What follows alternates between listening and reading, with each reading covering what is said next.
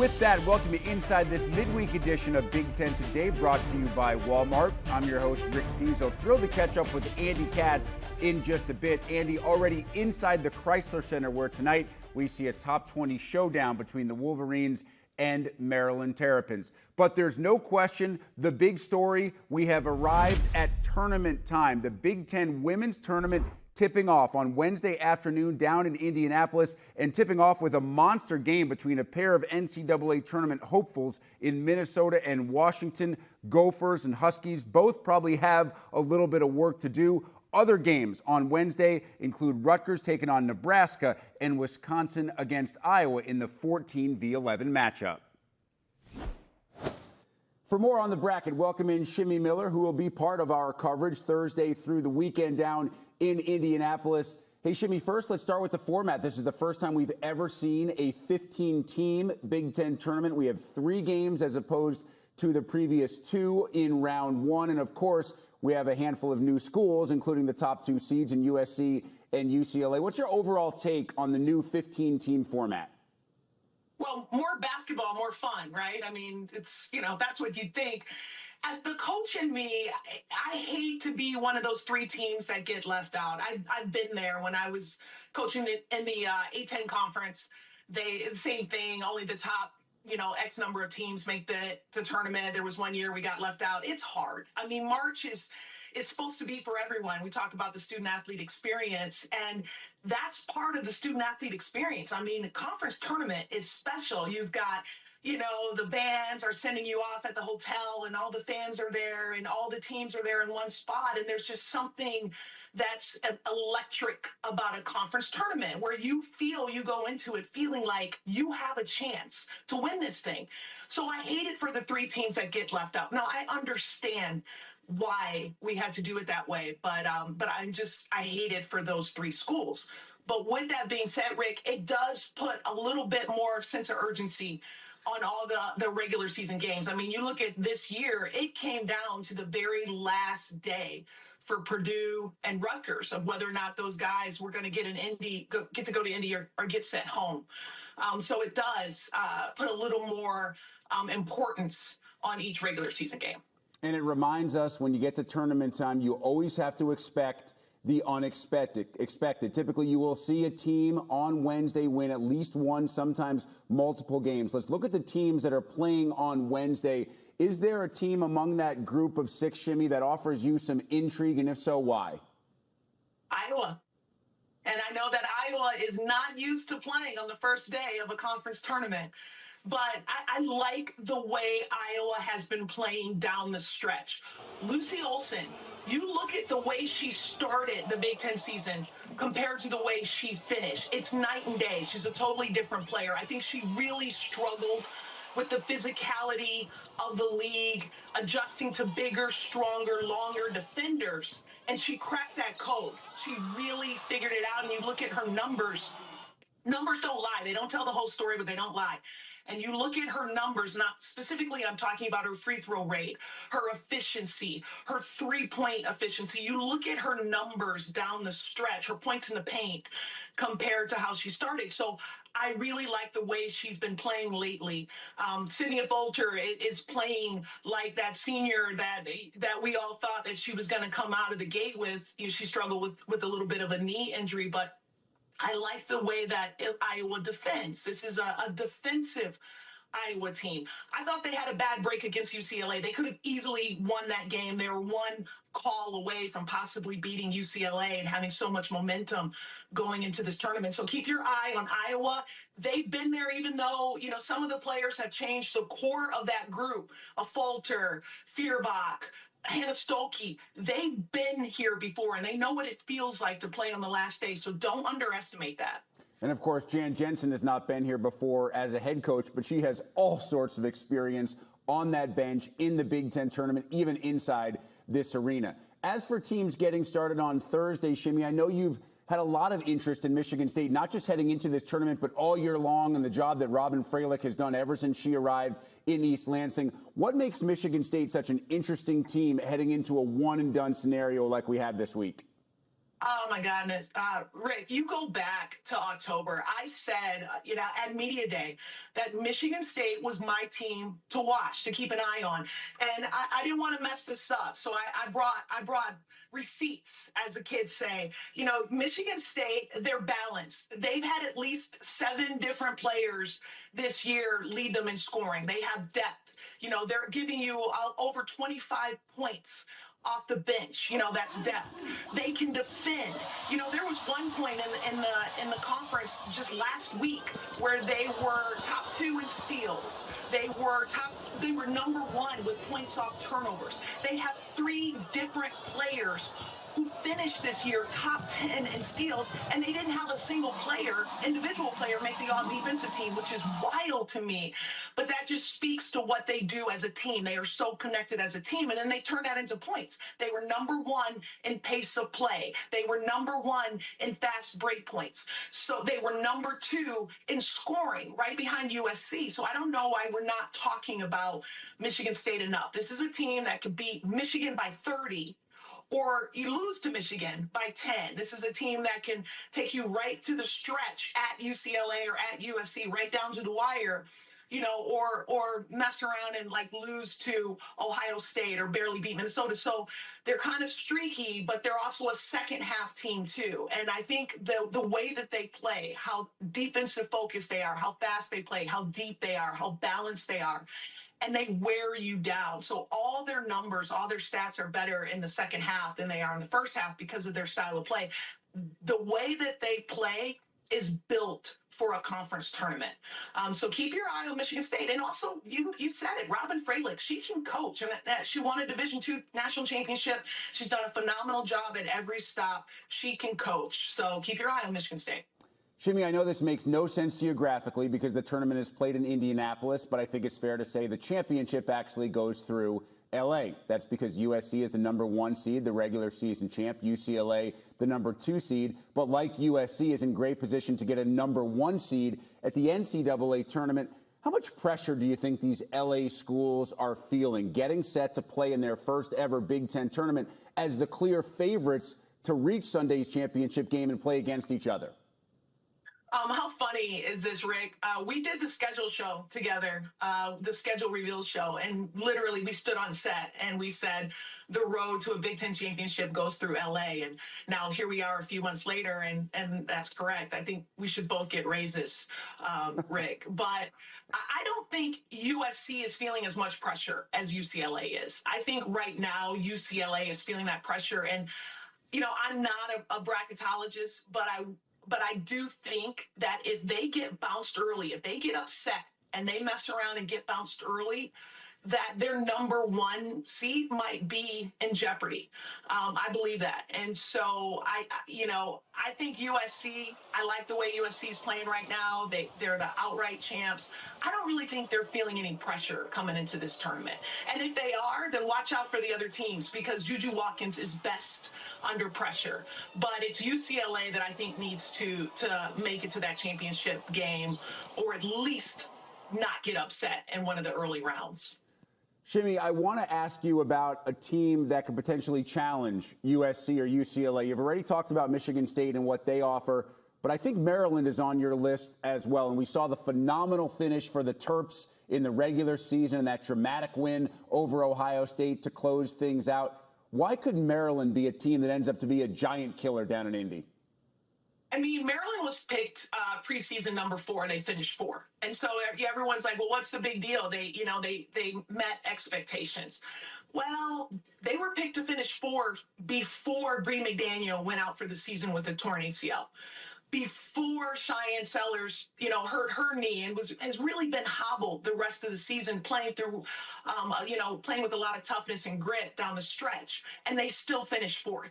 When Bree McDaniel went out, she, in my opinion, was the leading candidate for 6th Player of the Year before she went out. She also, and Brenda Fries will tell you this, she was the best defender on that Maryland team. And you know how much Brenda Fries values defense. So they lost a lot when they lost her. And everyone kind of counted Maryland out. They really kind of stumbled. They had a bad loss at home to Nebraska. You know, they had some much closer win against Northwestern than what it should have been. But Brenda Fries is a winner. Like, let's not forget, we talked about Robin Freilich winning a Division II national championship. Brenda Fries has won a Division I national championship. She's a winner. And now I think a healthier Cheyenne Sellers. I think she's gotten healthier. I think this, this double bye is really going to help her. Brenda Fries will always figure it out defensively. So as far as scouting, she's a very good scout coach. So you might see her play a man, zone, full court press, a triangle and two, a box and one. Like, she plays scout defense, coaches scout defense as well as anyone in the country. Cheyenne Sellers, she does a little bit of everything. And then Kayleen Schmeichel, she stumbled a little bit without her partner in crime, Bree McDaniel, but now she's figured out and she's got this thing rolling. So Brenda Fries, they're going to play defense, they're going to rebound, and they're going to get to the free throw line. So remember the run that they made last year when their backs were against the wall. So I think outside of the box, outside of UCLA and USC, Maryland has a really good shot at making a deep run in this thing. Good stuff as always from Shimmy Miller. Shimmy, do us a favor. Don't go anywhere. I'm right here. We saw a 3 for Tuesday that included double overtime in Columbus. How about Ohio State, Nebraska? What a thriller. 116-114. Buckeyes win despite 40 from Bryce Williams. It was all Boilermakers inside Mackey, Braden Smith, Fletcher Lawyer, each with 23 as Purdue beats Rutgers 171. And closing strong is exactly what Oregon did. Ducks with a 10-0 run over the final minute and a half of the game to knock off Indiana 73-64. Welcome in Andy Katz, who is in Ann Arbor for our coverage tonight of Maryland and Michigan. Andy, we'll get to that game in just a little bit, but first let's look back at what we saw on Tuesday night, including an unbelievable finish between the Buckeyes and the Huskers. At first, I wasn't sure if anybody actually wanted to win this game. Bryce Williams, a 90% free throw shooter, has a chance. He misses one at the line. Devin Royal, an 80% free throw shooter, has a chance. He misses one at the line. All ends up with an Ohio State win. How do you kind of compartmentalize simply the magnitude of that game and how important it was for Ohio State's hopes to get to the tournament? Well, I want to just say one thing in general of all the games last night. We saw the stars rise. In each of the games that we're going to talk about, the stars on each team really rose to the challenge in the last week of the regular season to step up. And no better example than in this Ohio State-Nebraska game with Bryce Williams with 43, Juwan Gary at 24. You mentioned Royal with 22, and Bruce Thornton, he delivered. Basically all their stars at over 20 for Ohio State. This was a really missed opportunity for Nebraska. You say, oh, it's a road game, but Nebraska put itself in this position, losing at the buzzer to Minnesota, and they basically need to win their next game, which is at home against Iowa. Can they get in to the NCAA tournament, even the Big Ten tournament without it? We'll have to wait and see, but they could put a lot to rest by beating Iowa at home this weekend. As you see there in Mike DeCourcy's projection, they are the first four out. I agree with that they're probably on the outside looking in after last night's game. Just an absolute crushing defeat for them. They do have those really good road wins, as you see there against Oregon, Creighton, and Northwestern, when Northwestern, obviously was a little healthier. So those were really quality quad one wins for them at the time, but they've hit the skid, and this was an opportunity that was right there for the taking. As for Ohio State, they were teetering as well. They needed this kind of a home win. They got it because their next game is against a semi-desperate Indiana as well, although I think Indiana's safer, but still, that's a game in Bloomington. So there's so much at stake here in this last week, and for all the complaining about 15 of 18 getting in and all that, I feel like we've got more drama in the last week at various levels of the Big Ten tournament seeding and potential NCAA tournament than I can remember in quite some time. Yeah, Ohio State not only picks up the big win, but as you mentioned, Andy, they have more of a resume-building opportunity this weekend on the road against Indiana than does Nebraska. Nebraska basically has to win that game, I think, against Iowa. And I think the Huskers probably go to Indianapolis, even if they win that game, needing one more. As for Ohio State, you look at some of their quad one wins, Andy, and this is why the Buckeyes are probably in better shape, certainly in better shape, I would even say, than Nebraska, because you have quad one wins over Kentucky, Maryland, and Purdue. All three of those teams inside the top 16 in the net. And as you well know, that pays huge dividends when Selection Sunday rolls around. Yeah, it's interesting. The Kentucky and Texas games were neutral court games. Texas was actually on day one in Las Vegas. But look, it's 12. There's 12 humans, not the computer, even though they use a computer, but 12 humans on the men's basketball selection committee.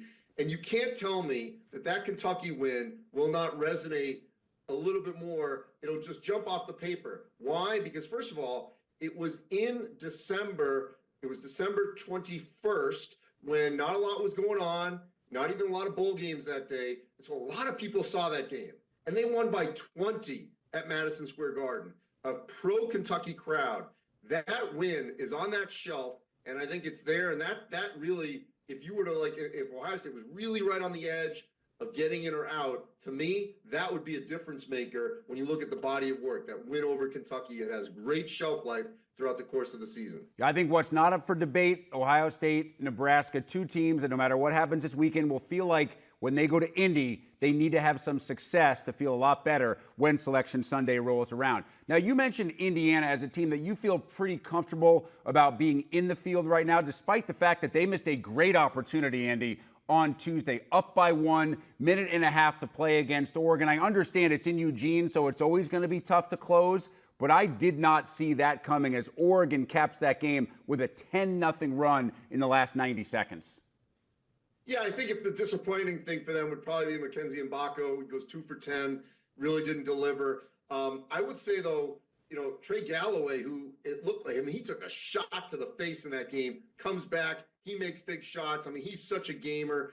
They're big players, for the most part, have played well in this last stretch. Obviously, once Mike Woodson announced his resignation, they played really well overall. They got the win they needed on the West Coast in Washington. They played well against Oregon. Similar situation to me. When I say Indiana's in, they're in the 10 line, possibly 11. So it's not comfortable, but they're at least on the other side of Dayton, if you will, literally and figuratively of just sort of getting into the field. So I would feel a little comfortable, but winning the game against Ohio State, I think would put them a little bit more at ease heading into Indianapolis. You lose that game, and that's really going to get some tense moments going into Indianapolis. Now, this program, in fact, under Mike Woodson, early on, a couple of years ago, they went to Indy needing to win, and they did. If you remember, when they got to Dayton a couple of years ago with Trace Jackson Davis, ultimately winning there before they lost to St. Mary's out in Portland. So this is an opportunity for Indiana. Close the deal in the regular season, get that win against Ohio State, in front of a home crowd, which I think will really celebrate the Woodsons, Mike Woodson, because this is it for him at home in Bloomington. We'll celebrate the seniors. I think it'll be a great atmosphere at Indiana for this game. As for Oregon, I mentioned at the beginning about players stepping up. Jackson Shelstad was phenomenal down the stretch. Throughout the course of the season, we've been waiting for him to sort of rise to the occasion. He's had a few moments, but he's really struggled at times offensively. He was big time down the stretch. He ended up scoring 8 of the final of his 17 in the last minute, if I'm not mistaken. So really stepping up, for the Ducks with that 10-0 run to close out. Nate Biddle, sort of their unsung. He's sort of been an unheralded All Big Ten player. I think if he's not on the second team, I think he'll be at least honorable mention. And so Oregon also, they've struggled at home at times, and so they closed out well, which is great for them because they need some momentum because they're always dangerous under Dana Altman in March. Yeah, Biddle is such an interesting character. You watch him and nothing kind of jumps off the page, and then you look at him and he goes 35 minutes, 14 points, 7 rebounds, 6 assists, 4 blocks, kind of the true glue guy for an Oregon team which had suffered a 5-game losing streak. Now suddenly they are trending in the right way. Oregon has won 6 straight, of course, one more game to play before the Ducks get set for their first ever appearance in the Big Ten tournament. Purdue has also gotten back on track after that rare 4-game losing jag, and last night, Andy, especially at the half, the Boilermakers just blew the top off against Rutgers. Yet not just Braden Smith with 7 triples and 23 points, but I think the really good news for Matt Painter was that Fletcher Lawyer was shooting. He was hunting his shot. He was making those shots. This just becomes a different Purdue team when it's not only Braden Smith and Trey Kaufman-Renn. Yeah, and watching the games last night, Galloway gets popped in the face. Lawyer comes down awkwardly on his ankle, if you remember. And so it looked like, oh, is he going to come back in? And he not only came back in, but he made big shots. Look, it was 50-41 at the half. You're thinking, okay, Rutgers has the talent to stay with them. And then, it was over from the jump as soon as that second half tipped off. It was almost embarrassing for Rutgers at times because that game got up to 30.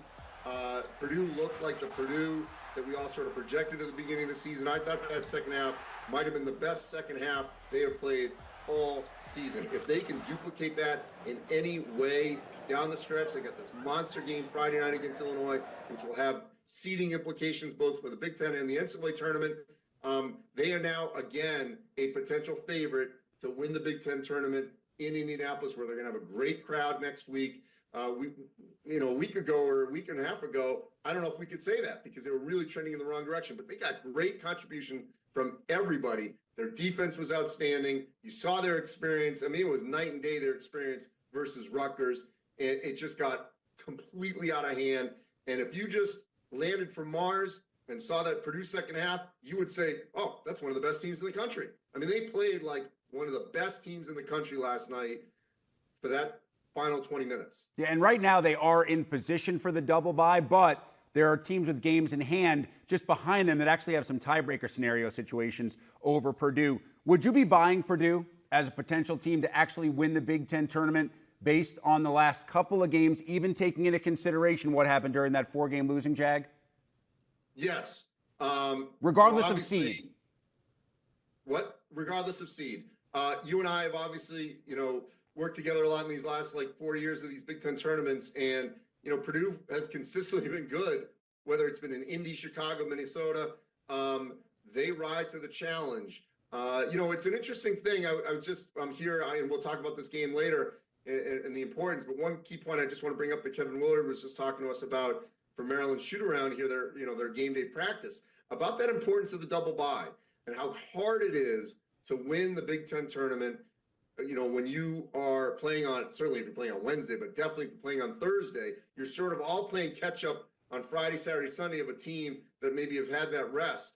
And if Purdue can get it, if Maryland can get it, Michigan, because we're pretty sure obviously Michigan State's going to get it, it's such an advantage. And obviously with Purdue, with the home crowd just down the road from West Lafayette to Indianapolis, playing on Friday at some point, then Saturday afternoon and possibly Sunday, all those things will add up for a huge advantage for Purdue if they play like they did in the second 20 minutes last night. All right, quickly, we should mention, if anybody, I guess, is near Indianapolis, wants to get a look at Dylan Harper or Ace Bailey, I probably recommend you make a trip next week because it's probably your last chance, right, Andy? Yeah, so get there Wednesday. I'm not confident they'll be there Thursday, so Fair. Check out their game Wednesday. All right. Much more from Andy coming up a little bit later in the show. By the way, he just kind of deep teased Michigan and Michigan State regarding the double bye. We know Michigan State's got one, but Andy, that was a little bit of a look ahead with some bold predictions regarding Michigan's double bye scenario, huh? Yeah, although I'm really kind of peeling back the onion. I may tweak my oh prediction a boy, little bit. Here we go again.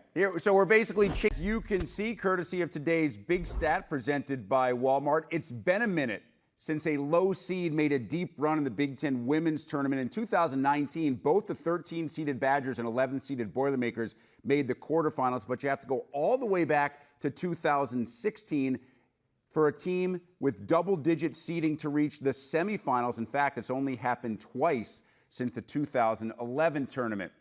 There are 6 teams that would like to change that this week in Indianapolis, and the very first game of the tournament is Washington, Minnesota. Shimmy Miller is back with us. And this is a fascinating game, Shimmy, because 2 teams that have NCAA tournament hopes but are playing on day 1 of the Big Ten tournament. And when you look at Washington, the Huskies are playing really well right now. And if they get the players like Savia Sellers, El Ladine, and others all going at the same time, Tina Langley's team is one that I think could make a run. Well, I mean, both of these teams, it's kind of like a play-in game, right? A play-in to the NCAA tournament. Both of these teams desperately need a win in order to feel good. Now, I know that all the bracketologists and national outlets, they have both of these teams in as double-digit seeds in the tournament. But I've been there, Rick, and you don't feel good about it as a coach, regardless of what other people say. I've been there where everyone has said, oh, you guys are in, and then Selection Sunday rolls around and you are not in. Or where I've been there where we've gone into a tournament knowing we need to get at least one dominant win in order to feel good. And then we were able to do that. But Minnesota and Washington, they just played one another. Washington got Minnesota at home. You know that Dawn Plitz-White, she can coach. She'll make some adjustments. I'm not worried about that. But I think both of these teams, they obviously need to get that first win. And then to go even further, to feel really good about it, they might need to pick up a second win. I think this is the most intriguing matchup maybe of the entire tournament. Like, this is the one that I'm the most excited about, and this is how we're going to kick off our day today. I think Washington's probably in a better spot. When you look at Minnesota's resume, the trouble for the Gophers, they have just 2 total wins amongst quad 1 or quad 2 opposition. Now, they don't have any bad losses, so they're beating the teams they're supposed to beat. The trouble is they got the majority of their Big Ten wins against Wisconsin and then against the 3 teams that are not part of the Big Ten tournament. So I think it's fair to say, Shimmy, that this is a win or go home game for Coach P and the Gophers. I would think so. No, I don't want to disagree with my girl Autumn Johnson. I really don't. But I do believe that Minnesota's backs are against the wall and the Gophers have to win today. All right, we also see Rutgers and Nebraska on Wednesday. Nebraska projected as a team that's supposed to make the NCAA tournament. Rutgers and Destiny Adams, she's a double machine. But, of course, Nebraska also has Alexis Markowski, who's just coming off a 30 spot in her last game out. Alexis Markowski is not going out in the first day of a Big Ten tournament. She's just not. She has too much pride, and she has too much talent to go along with that pride. So it's just not going to happen. I think the adjustment of her going from playing with a seasoned veteran point guard like Jazz Shelley to a talented but still very much freshman Britt Prince has been an adjustment for the big girl in the middle. But I think that, she's finally figured it out. She's taken over. She's been dominant, absolutely dominant down the stretch. So I have so much respect for Destiny Adams and what she's done, knowing that she is the focal point of every defense, but still gets those double-doubles. But Alexis Markowski is not going to lose a game. She's not going out in her senior year on the first day of the Big Ten tournament. It was fascinating to see Coquise Washington get Rutgers into the tournament. Everything had to happen the right way on the last day of the season. Rutgers needed to win. They did. Northwestern, Purdue, both losing to give the Scarlet Knights the final spot in the Big Ten tournament. And finally, Shimmy, on Wednesday, we also see Wisconsin, Iowa. You've shared your thoughts on the Hawkeyes and why they could be an underrated, under-the-radar team in this tournament. As for the Badgers, what's the recipe for an upset for Marissa Mosley's team? Sarah Williams needs help from her guards. When you talk about Destiny Adams and the job that she's done despite being the focal point of every defense, you can say the same about Sarah Williams. I'm just incredibly impressed with her as she continues to elevate her game through double and sometimes triple teams. As a post player, you are only as good as the guards around you. So when she's being double and triple teamed, then her guards, Ronnie Porter, Leisinger, Hallie Douglas, they need to knock down some threes to alleviate some of that pressure around her. And they've done it. And the games where they have done it, they have won or else competed. Like, for example, against Maryland earlier this year, they looked really, really good because their guards were hitting shots. So as far as Wisconsin, if their guard play comes to play, then this could be a really, really good game. Otherwise, you already know how I feel about Iowa. All right, great stuff, as always, from Shimmy Miller. Shimmy, safe travels down to Indianapolis. Can't wait to see you as part of our coverage throughout the week at Gainbridge Fieldhouse. Thanks, Rick. Of Women's History Month, the Big Ten Network honors legendary figures in the conference's rich history. Hailing from Hungary, Katinka Hazu outswam her opponents while competing for USC. Hazu earned the Honda Sports Award as the nation's top swimmer in 2011 after securing 3 NCAA titles and 3 Pac-12 titles. The 5-time NCAA champion specialized in the individual medley and butterfly. Following her time in Los Angeles, Hazu continued her career professionally, representing Hungary at the World Championships and Olympic Games. Nothing short of appointment viewing Wednesday, right here on the Big Ten Network. Our evening begins at 5:30 Eastern with a new edition of The Journey. Then the tip-off show gets you ready for a monster triple-header. Maryland battling Michigan in a top 20 showdown. 12th-ranked Wisconsin facing Minnesota in the border battle. And USC plays host to Washington, all tonight on the Big Ten Network and the Fox Sports app. And what a start to the night. Here's Michigan head man Dusty May on his team's recent struggles. Teams like that cause you to not look your best. I think Illinois is a really good team. You know, Rutgers has 2 guys that are going to be picked in the top 4 of the draft. So I do think our opponents have something to do with how we're looking right now. You know, I like to give those guys credit. But are we playing our best basketball? Absolutely not. But, you know, we got to make some shots. We got to finish better. We got to defend better. We got to rebound better. We've got to coach better. We got to do everything better. And you know, I just love the fact that we've responded when we've been in these situations in the past. Time to welcome Andy Katz back into the fold. He'll be courtside reporting tonight for that Maryland-Michigan game. And Andy, before we get into all the nuts and bolts of the Terps and Wolverines, we got our crack research team to run every single tiebreaker scenario. And the great news for Michigan, even after dropping 2 of their last 3, if they lose their next 2 and head into the tournament on a 3-game losing streak in 4 of the last 5, they will still have a double bye. The worst they can finish, regardless of all the different scenarios, is 4th. But of course, as you and I both know, Dusty May doesn't really care about that right now. He just wants to see his team play better basketball.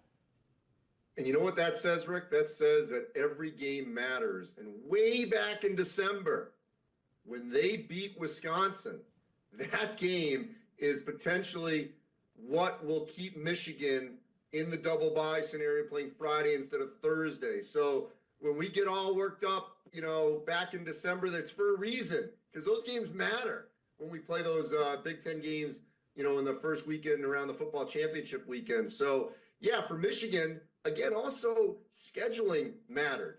And their schedule, like Michigan State, was backloaded to some degree. Purdue. More of their difficult games were at the end, and of course that's for television. They're a big draw, always have been on whatever network they're on. And the other thing that I think that we have to sort of put in perspective is Dusty May's done a phenomenal job, entire staff putting this roster together. But they might have sort of peaked a little with this roster that was sort of put together on the fly. Obviously, Vlad Golden, phenomenal talent, went to the Final Four 2 years ago. Danny Wolf took Yale to a first-round win over Auburn last year. Danny Wolf looks a little bit fatigued at this time of the year. The guys are figuring him out a little bit more. He's still making plays, maybe not making as many shots, but his assists are still where they need to be. And Namari Burnett has been a difference maker. And we were talking to Kevin Willard about this. I mean, he's definitely looking at him as a difference maker of late. And think about that shot that he made to beat Rutgers. If he doesn't make that, then you're looking at, you know, not just losing 2 of the last 3 home games, 3 straight home games with Michigan State, Rutgers, and Illinois. So Burnett coming up huge for them to deliver that game-winning three-pointer at the buzzer last week. I think on the other side, defensively, the question is the same question that everybody that's been facing Maryland lately has had to deal with. How do you stop Derek Queen? Well, this is the one matchup I think we're all looking for to sort of see how it all plays out, because you've got arguably 2 teams that have the 2 best big man tandems with Wolf and Golden for Michigan and Queen and Reese for Maryland. Different kinds of bigs, but still 2 difficult kinds of bigs to defend and deal with. Queen obviously is more physical in terms of scoring in the post, although Golden can as well, clearly. Wolf, a little bit more, of the sort of the passer out of the post with that high-low, with that 2-man game with the 2 of them. Reese, I think, is the best defender of the 4. So they all bring a little bit something different. It's crazy. I was just looking at Julian Reese standing next to LaFonso Ellis, who will be calling the game tonight, who's obviously a great player at Notre Dame and with the Nuggets and the Pros and the Hawks and so on. And I couldn't get over how big Queen is. Like, I saw him at the beginning of the season, and I look at now, I mean, he looks like a legit 7 feet. It's almost like he's literally grown throughout the course of the season. He's just gotten bigger. When you see him against LaFonso Ellis, I'm like, whoa, he's taller. And, so he's going to be a problem, not just tonight, but going forward. And look, Maryland, and talking to Kevin Willard, that game this weekend against Penn State was monster for them, because he said when he walked in that locker room after the Michigan State game a week ago today, when we were there, it was pretty down, because they fought back. They were ready to win that game. The momentum was in their favor. Even if Holloman doesn't make the shot, they go to overtime. I think they win the game, and it was completely deflated. And then you got to go to Penn State, where normally you got to create your own energy. He said the crowd actually was decent for Penn State, where they had 9,000. And they responded, and they got the road win against a Penn State team that's much better than its record. And now they're sort of back where they were a week or so ago, because that could have been a steamroll for them. Lose at the buzzer in Michigan State, then you lose at Penn State, and now you're kind of reeling going into the Big Ten tournament. All right, so it's Maryland, Michigan, first game of the night, 6:30 Eastern, 3:30 Pacific time. It is followed by a border battle. Understandably, Wisconsin's the favorite. They're the top 15 team. Minnesota is a team that's kind of been struggling, but up and down with some big wins, including a win against a Nebraska team that really couldn't afford to lose that game, while Minnesota's really playing for just Big Ten tournament seeding. I will say I think Ben Johnson has done a Coach of the Year quality coaching job this year in dealing with so much adversity, and this one is in the Twin Cities. What should we be watching when we watch the Badgers and Gophers? Well, it's crazy. Minnesota's played better on the road. I mean, they literally have better wins on the road. I think it's only Minnesota and Michigan, if I'm not mistaken, are the only two schools that swept the LA schools in the Big Ten, which, then they do that. Then they lose 2 straight home games to Penn State and Northwestern. And then they bounce back and win at the buzzer at Nebraska with Brendan Rigsby having 20 points, hitting the game-winning 3, which was phenomenal for them. So look, they've got now some momentum again. Dawson Garcia, last home game for him. I think it's going to be very emotional. How does he handle all that? And, taking on a Wisconsin team. And actually, as I'm talking to you, Rick, I just got an update that there is no update on Max Klesman, because I reached out to Wisconsin to find out, because they need his shooting. Now, he's not had as good a shooting year, but they need the defense of Minnesota and other teams, when they play them, to respect that, because so much attention's been on, obviously, John Tonje and John Blackwell, and to some degree, Kamari McGee. So you need Klesman back making shots. It's still TBD on whether or not he's going to play tonight against Wisconsin. We're just getting against Minnesota, getting that up-to-date information that they still don't know. And that's going to be critical for them. The Badgers are coming off a loss at Michigan State, where they were in it for a little while, and then it just got away from them in the final few minutes.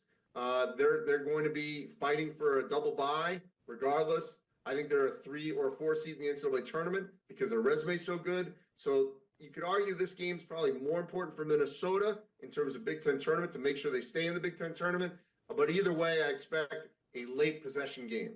Andy, you're the only guy that I truly enjoy getting an update from when it's not actually an update. Wisconsin, Minnesota, second game of the night. And then we finish with USC, Washington. Now, the statement that you just made about the game being probably more important for Minnesota, I think you can make that statement in this one as well, because Washington is unlikely to make the Big Ten tournament, but you got to play out everything. USC, for Eric Musselman, they have a lot of work to do if they want to be part of Indianapolis next week.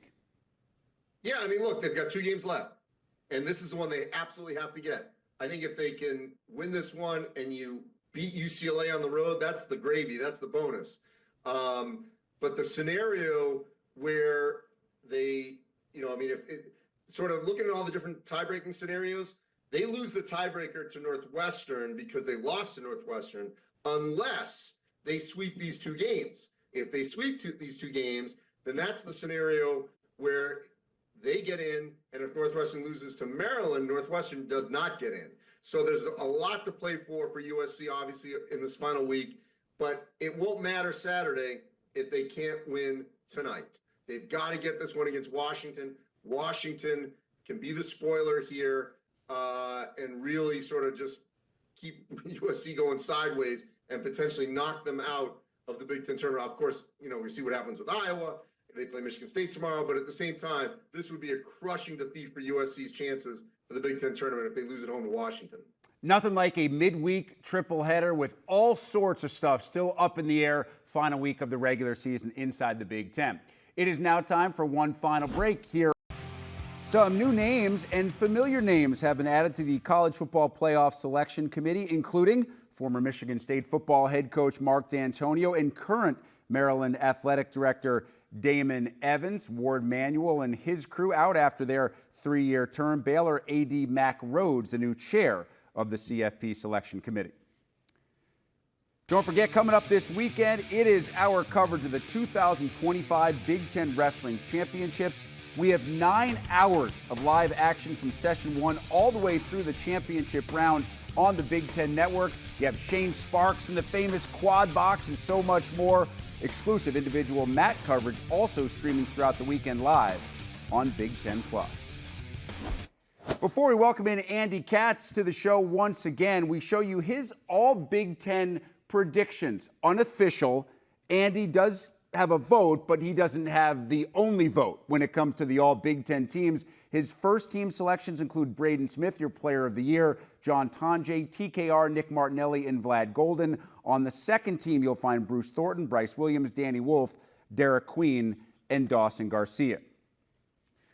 All right, Andy, let's start with your player of the year choice, Braden Smith. How obvious? When did you decide that he was, in your opinion, the Big Ten player of the year? Late last night. I was really wrestling with it. And, Braden stepped up back-to-back games. We think about what he did in the UCLA game and then this game against Rutgers when his team needed him most. He made shots. He delivered the ball.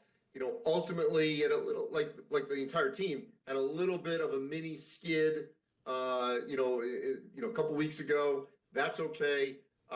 There's no other choice, I don't think, where you could say, oh, it has to be this player. Maybe you could make an argument for his teammate, Trey Kaufman-Renn, and that's fine too. But I don't think there's another player that you could say for sure deserves to be Big Ten Player of the Year for the body of work.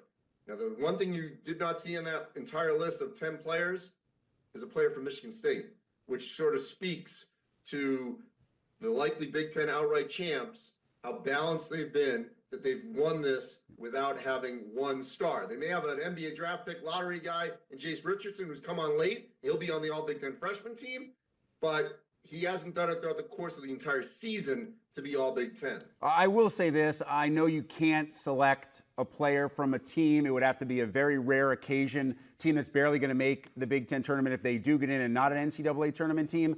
I think if you're asking me specifically who's been the best individual player in the Big Ten this year, I might lean Nick Martinelli to do what he has done without the help of Brooks Barnhizer, without the help of Jalen Leach. But again, it is an individual award with a team component. Andy, we got to get some bold predictions before we let you go. You mentioned Michigan State. What's your bold prediction in the final week of the season for the Spartans? I think they're going to win the league outright. I think they're going to beat Iowa on the road Thursday night, beat Michigan this weekend at home. And that's a statement that I don't think, I know I wasn't going to make, and a lot of other people in our studio and our Big Ten Network family, I don't think would have made, 6 weeks ago, even though they were, they started out strong. It was against the bottom of the league. Then they took on some losses. They didn't win the big games early in the non-conference, but this team has come together.